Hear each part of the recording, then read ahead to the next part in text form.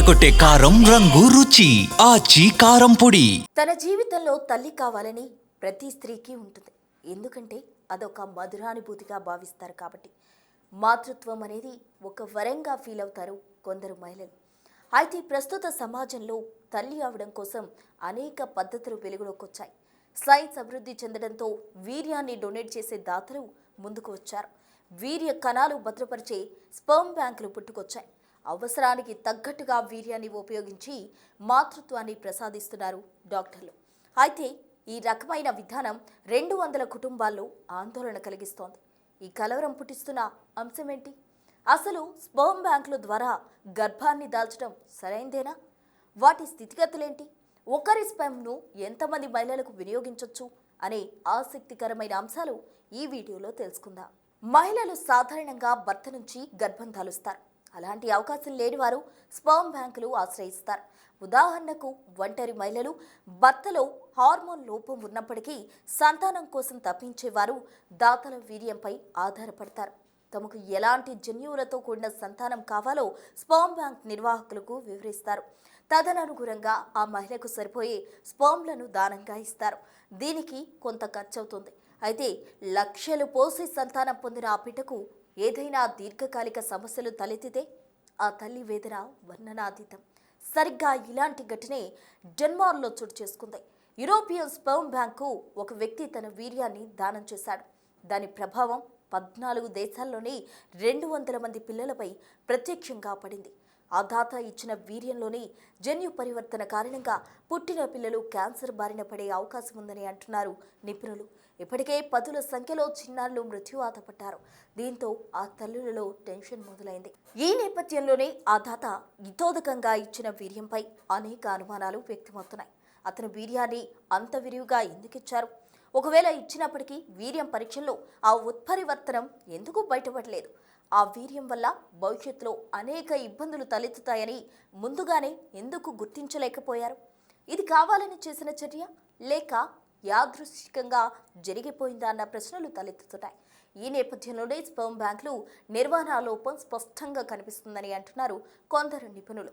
వీర్య కణాలను భద్రపరిచే బ్యాంకులు సరైన ఖచ్చితత్వాన్ని పాటించాల్సి ఉంటుంది. జన్యు స్క్రీనింగ్ పరీక్షలు చాలా జాగ్రత్తగా నిర్వహించాల్సి ఉంటుంది. ఒక వీర్య కణంలోని 100 జన్యువులను క్షుణ్ణంగా పరిశీలించిన తరువాతే వాటిని గ్రహీతలకు అందించాలి అంటున్నారు. ప్రస్తుతం 200 మంది చిన్నారులు దీర్ఘకాలిక వ్యాధులతో ఇబ్బందులు ఎదుర్కొంటున్నారు. ఇలాంటి ఘటనలు పునరావృతం కాకుండా ఉండాలంటే ఒక దాత వీర్యాన్ని ప్రపంచవ్యాప్తంగా ఎగుమతి చేసే విధానంలో మార్పులు రావాలని సూచిస్తున్నారు నిపుణులు. ఒక దాత ఇచ్చిన వీర్యాన్ని అతి తక్కువ మంది మహిళలకు మాత్రమే వినియోగించేలా కొత్త చట్టం తీసుకురావాలని చెబుతున్నారు శాస్త్రవేత్తలు. ఉదాహరణకు బ్రిటన్లో ఒకరి స్పర్మ్ను 10 మంది మహిళలకు మాత్రమే ఉపయోగిస్తారు. బెల్జియంలో ఓ స్పర్మ్ డోనర్ వీర్య కణాలు 6 మహిళలకు మించి వాడకూడదు. అయితే తాజాగా జరిగిన ఘటనలో రూల్స్ అతిక్రమించి 36 మంది మహిళలకు వాడినట్టు తెలుస్తోంది. అంతేకాకుండా ఐరోపాలో తీవ్రమైన స్పర్మ్ కొరత వల్ల స్పర్మ్ బ్యాంకులు డిమాండ్ను అధిగమించలేకపోతున్నాయి. దీంతో విచ్చలవిడిగా స్పర్మ్ను అందుబాటులోకి తెస్తున్నారు. ఎలాంటి జన్యుపరమైన పరీక్షలు జరపకుండానే దాతల నుంచి స్పర్మ్ తీసుకుని ఇతరులకు అందజేస్తున్నారు. ఇంకా స్పష్టంగా చెప్పాలంటే దాతలు చూసేందుకు అందంగా మంచి ఎత్తు, జుట్టు రంగు ఉంటే చాలు వీర్యాన్ని తీసుకుని భద్రపరుస్తున్నారు స్పర్మ్ బ్యాంకులు.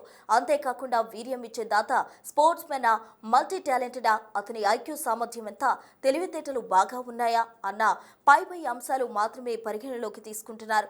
లోపల ఉండే వ్యాధులు, జన్యు లోపాలు గుర్తించడంపై ఫోకస్ పెట్టడం లేదు. వీర్య కణాల సంఖ్య, వాటి కదలికలు, ఆకృతి బాగా ఉందా లేదా అన్న అంశాలు పట్టించుకోవడం లేదు.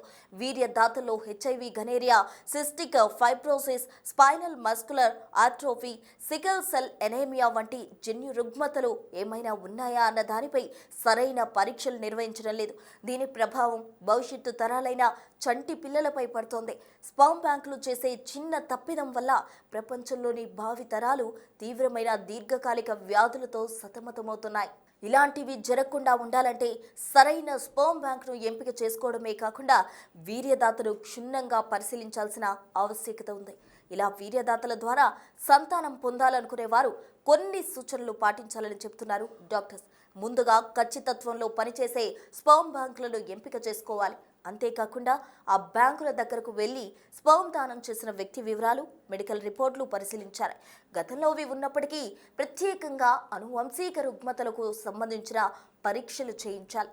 ఇలా చేయడం వల్ల పాత రిపోర్టులు తప్పుగా ఉన్నప్పటికీ తాజా పరీక్షల్లో వాటిని గుర్తించి ముందస్తు జాగ్రత్తలు తీసుకోవచ్చు.